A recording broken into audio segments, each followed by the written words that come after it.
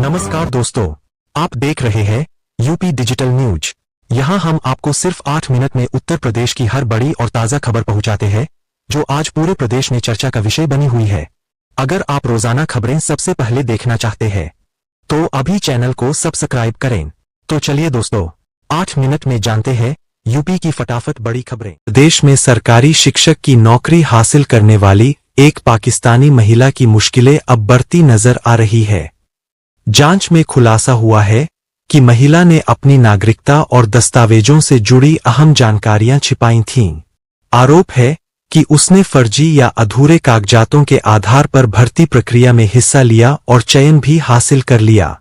मामला सामने आने के बाद शिक्षा विभाग और गृह विभाग ने संयुक्त जांच शुरू की, जिसमें कई अनियमितताएं पाई गईं। अब प्रशासन ने उसकी नियुक्ति पर रोक लगा दी है और सेवा समाप्ति की कार्रवाई पर भी विचार किया जा रहा है। साथ ही पूरे मामले में सुरक्षा एजेंसियां भी सतर्क हो गई है और यह जांच की जा रही है कि कहीं इसके पीछे कोई बड़ा नेटवर्क तो नहीं है।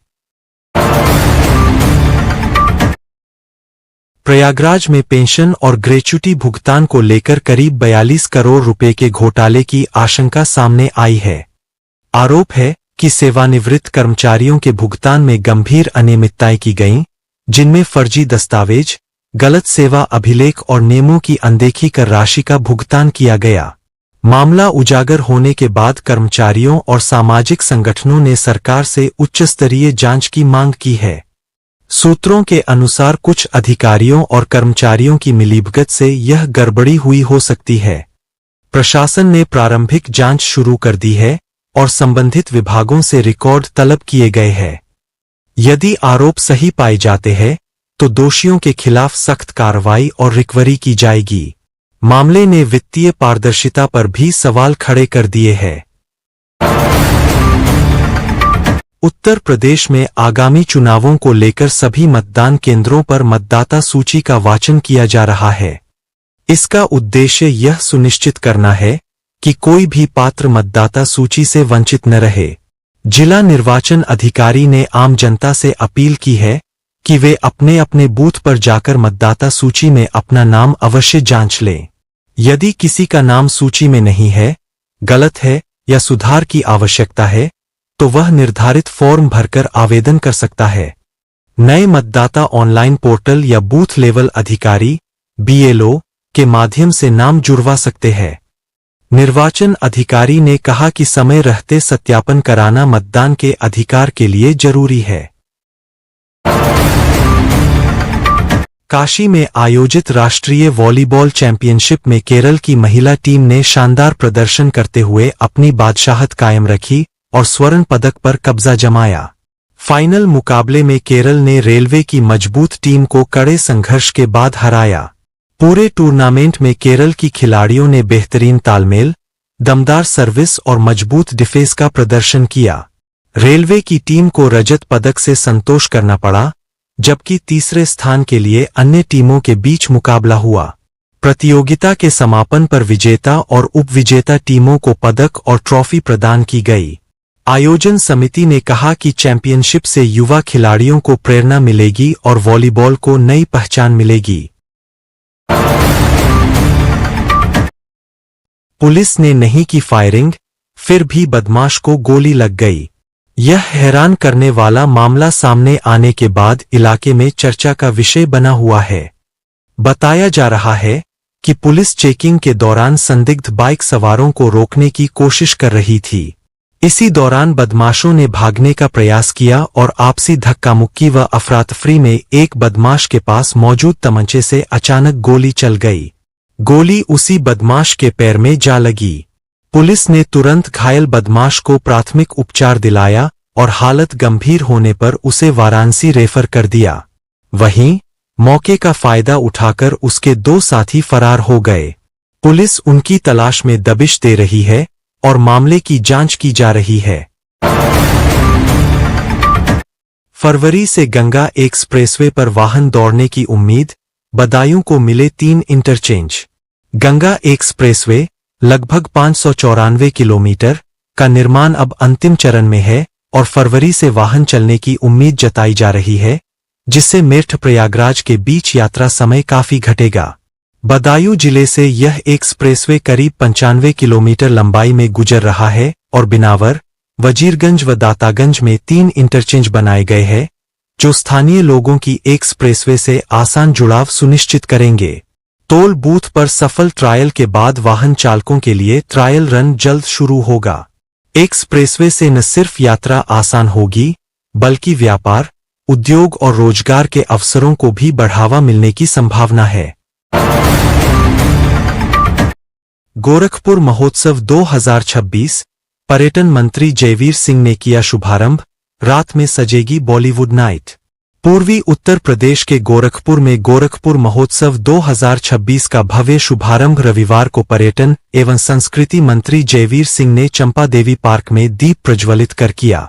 महोत्सव 11 से 17 जनवरी तक चलेगा, जिसमें संस्कृति, कला, संगीत, खेल, कृषि प्रदर्शन और स्थानीय व्यवसायों का समागम होगा। महोत्सव का उद्देश्य गोरखपुर की विरासत और विकास को दर्शाना है और यह पर्यटन के साथ स्थानीय प्रतिभाओं को भी मंच देगा। प्रमुख आकर्षणों में बॉलीवुड नाइट शाम को शामिल है, जहां मशहूर कलाकार कार्यक्रम प्रस्तुत करेंगे और दर्शकों के लिए मनोरंजन की रौनक बढ़ेगी। समापन समारोह में मुख्यमंत्री योगी आदित्यनाथ मुख्य अतिथि रहेंगे। रेलवे फर्जी भर्ती, 5 साल में करोड़पति बना अनिल। इंटर पास मास्टरमाइंड, परीक्षा कराने वाली एजेंसी में नौकरी। गोरखपुर में रेलवे भर्ती घोटाले का बड़ा खुलासा हुआ है, जिसमें मुख्य साजिशकर्ता राघवेंद्र शुक्ला उर्फ अनिल पांडे ने सिर्फ 5 साल में करोड़ों रुपए की संपत्ति जमा कर ली। अनिल इंटर पास था, लेकिन रेलवे भर्ती की परीक्षा कराने वाली एजेंसी में नौकरी करता था, जिससे उसे भर्ती परीक्षा से जुड़े नेटवर्क का फायदा मिला। सूत्रों के अनुसार वह बिहार के फर्जी भर्ती गिरोह के संपर्क में आया और रेलवे में नौकरी दिलाने का झांसा देकर अभ्यर्थियों से पैसे वसूलता था। ईडी, प्रवर्तन निदेशालय, ने अनिल के घर छापा मारा और आय से अधिक संपत्ति की जांच शुरू कर दी है। उसके खिलाफ बैंक खातों और लेनदेनों की जांच भी जारी है। ग्रामीण क्षेत्रों में उसके लग्जरी जीवनशैली और संपत्ति ने विवाद पैदा कर दिया है। यूपी, 2 दिन की राहत के बाद सोमवार से फिर पलटेगा प्रदेश का मौसम, इन जिलों में कोहरा शीतलहर की चेतावनी जारी। उत्तर प्रदेश में पिछले कुछ दिनों में मौसम में हल्की राहत देखने को मिली, धूप ने तापमान को थोड़ा ऊपर लाया, लेकिन यह राहत अस्थायी है। मौसम विभाग के ताज़ा पूर्वानुमान के अनुसार सोमवार से फिर से ठंड और शीतलहर बढ़ेगी। खासकर सुबह सवेरे घना कोहरा छाए रहने की संभावना है, जिससे विजिबिलिटी कम होगी और लोगों को यात्रा में दिक्कतें हो सकती है। लखनऊ, प्रयागराज, बरेली, मेरठ और अन्य उत्तर तथा मध्य यूपी के जिलों में शीतलहर। अयोध्या के राम मंदिर परिसर में नमाज पढ़ने की कोशिश का एक मामला सामने आया है। पुलिस ने मौके पर तत्परता दिखाते हुए कश्मीरी युवक अबू अहमद शेख को हिरासत में ले लिया। बताया जा रहा है कि आरोपी सुरक्षा घेरे को पार कर मंदिर परिसर के पास संदिग्ध गतिविधि कर रहा था, जिस पर तैनात सुरक्षाकर्मियों को शक हुआ। पूछताछ में उसकी पहचान कश्मीर निवासी अबू अहमद शेख के रूप में हुई है। प्रारंभिक जांच में सामने आया है कि वह अकेला था और उसके पास से कोई आपत्तिजनक सामग्री बरामद नहीं हुई है। पुलिस और खुफिया एजेंसियां उससे गहन पूछताछ कर रही है, ताकि उसके इरादों और पृष्ठभूमि की पूरी जानकारी जुटाई जा सके। सुरक्षा व्यवस्था और जांच प्रक्रिया को और सख्त कर दिया गया है। वाराणसी में दाल मंडी क्षेत्र के चौड़ीकरण को लेकर प्रशासन ने बुलडोजर एक्शन शुरू कर दिया है। गुरुवार सुबह भारी पुलिस बल की मौजूदगी में अतिक्रमण हटाने की कार्रवाई की गई, जिसके तहत सड़क किनारे बने कई मकानों और दुकानों को तोड़ा जा रहा है। कार्रवाई से पहले इलाके को छावनी में तब्दील कर दिया गया और कानून व्यवस्था बनाए रखने के लिए पैक व स्थानीय पुलिस तैनात रही। प्रशासन का कहना है कि दाल मंडी मार्ग को चौड़ा करने से यातायात व्यवस्था सुगम होगी और जाम की समस्या से राहत मिलेगी। वहीं कार्रवाई से प्रभावित लोगों में नाराजगी भी देखने को मिली। कुछ स्थानीय लोगों ने मुआवजे और पुनर्वास की मांग की है। प्रशासन ने स्पष्ट किया है कि यह कार्रवाई पूर्व नोटिस के बाद नियमों के तहत की जा रही है। पूर्वांचल और सोनाचल के विकास को गति देने के लिए प्रस्तावित 330 किलोमीटर लंबे विंध्य एक्सप्रेसवे को लेकर सर्वे का काम शुरू कर दिया गया है। यह एक्सप्रेसवे बनारस और प्रयागराज को सोनभद्र, मिर्जापुर समेत सोनाचल के इलाकों से जोड़ेगा। परियोजना के तहत संभावित रूट, भूमि उपलब्धता और तकनीकी पहलुओं का अध्ययन किया जा रहा है। एक्सप्रेसवे के निर्माण से क्षेत्रीय आवागमन आसान होगा और यात्रा समय में उल्लेखनीय कमी आएगी। इसके साथ ही उद्योग, पर्यटन और व्यापार को बढ़ावा मिलने की उम्मीद है। सरकार का मानना है कि विंध्य एक्सप्रेसवे से पिछड़े क्षेत्रों में निवेश बढ़ेगा और स्थानीय लोगों के लिए रोजगार के नए अवसर पैदा होंगे। एक दर्दनाक घटना में प्रेमी युगल ने ट्रेन के सामने कूदकर आत्महत्या कर ली। घटना की सूचना मिलते ही मौके पर पहुंची पुलिस ने शवों को कब्जे में लेकर जांच शुरू कर दी है। प्रारंभिक जांच में सामने आया है कि युवती का प्रेम संबंध एक शादीशुदा युवक से था, जिसका दोनों परिवार विरोध कर रहे थे। बताया जा रहा है कि इसी तनाव के चलते दोनों ने यह कदम उठाया।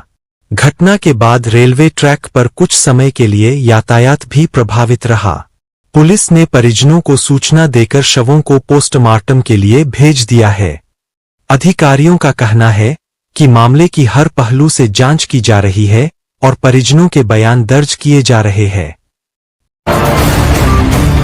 अवैध सोने के कारोबार का चौंकाने वाला मामला सामने आया है, जहां एक साधारण गलाई वाला बड़े साहब से सौदेबाजी के तरीके सीखकर बड़ा धंधेबाज बन बैठा।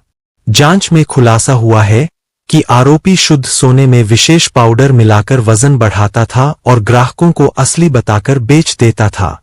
इस तरीके से उसने लंबे समय तक बाजार में खेल किया और मोटा मुनाफा कमाया। शिकायत मिलने पर विभागीय टीम ने छापेमारी कर कच्चा माल, उपकरण और संदिग्ध सोना बरामद किया। अधिकारियों के मुताबिक नेटवर्क से जुड़े अन्य लोगों की भूमिका की भी जांच की जा रही है। मामले में कानूनी कार्रवाई तेज कर दी गई है। चकबंदी प्रक्रिया किसानों के लिए बड़ी मुसीबत बन गई है। जिले में चकबंदी के चलते करीब 27,000 किसानों की प्रधानमंत्री किसान सम्मान निधि अटक गई है। हैरानी की बात यह है कि अब तक एक भी किसान की फार्मर रजिस्ट्री पूरी नहीं हो सकी है। भूमि अभिलेखों में बदलाव, खसराखतौनी अपडेट न होना और ऑनलाइन पोर्टल पर डाटा मेल न खाने के कारण समस्या और गंभीर हो गई है। किसान बार बार तहसील और चकबंदी कार्यालय के चक्कर काटने को मजबूर है, लेकिन समाधान नहीं मिल रहा। सम्मान निधि की राशि न मिलने से किसानों को खेती। सचेंडी गैंगरेप कांड में फरार चल रहे आरोपी दरोगा अमित मौर्य पर पुलिस प्रशासन ने 50,000 रुपये का इनाम घोषित किया है। आरोपी की गिरफ्तारी के लिए लगातार दबिश दी जा रही है, लेकिन अब तक वह पुलिस की पकड़ से बाहर है। मामले में लापरवाही सामने आने पर पुलिस विभाग ने कड़ा रुख अपनाया है। कार्रवाई करते हुए सचेंडी के एसीपी को लाइन हाजिर कर दिया गया है, जबकि संबंधित चौकी इंचार्ज को निलंबित कर दिया गया है। उच्चाधिकारियों का कहना है कि जांच में किसी भी स्तर पर दोषी पाए जाने वालों के खिलाफ सख्त कार्रवाई की जाएगी। पीड़िता को न्याय दिलाने और आरोपी को जल्द गिरफ्तार करने के लिए विशेष टीम गठित की गई है। बनारस में प्रदेश का पहला संस्कृत गांव बसाने की तैयारी पूरी हो गई है। इस अनोखी पहल के तहत पहले चरण में 5 गांवों का चयन किया जाएगा, जहां शिक्षा, संवाद और दैनिक जीवन में संस्कृत भाषा को बढ़ावा दिया जाएगा। इन गांवों में संस्कृत विद्यालय, प्रशिक्षण केंद्र और सांस्कृतिक गतिविधियों की विशेष व्यवस्था की जाएगी। सरकार का उद्देश्य संस्कृत को जनवरी से जनवरी की भाषा बनाना और इसकी समृद्ध परंपरा को जीवंत करना है।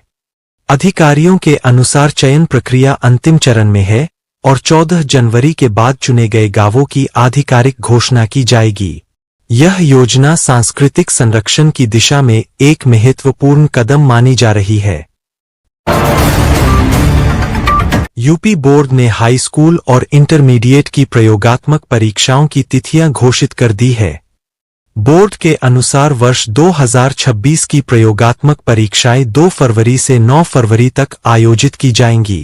यह परीक्षाएं संबंधित विद्यालयों में निर्धारित कार्यक्रम के अनुसार संपन्न होंगी। बोर्ड ने सभी प्रधानाचार्यों को निर्देश दिए हैं कि परीक्षाएं पारदर्शी और समयबद्ध तरीके से कराई जाएं। प्रयोगात्मक परीक्षा में प्राप्त अंकों का ऑनलाइन अपलोड भी तय समय सीमा में करना अनिवार्य होगा। बोर्ड ने छात्रों से समय पर उपस्थित रहने और परीक्षा संबंधी दिशानिर्देशों का पालन करने की अपील की है। दोस्तों, अगर आपको हमारा यह वीडियो पसंद आया हो तो लाइक करें, शेयर करें और यूपी डिजिटल न्यूज को सब्सक्राइब जरूर करें। इस न्यूज को ज्यादा से ज्यादा लोगों तक पहुंचाएं और कमेंट बॉक्स में हमें बताएं कि आप यह खबर किस जिले से देख रहे हैं। आपका बहुत बहुत धन्यवाद।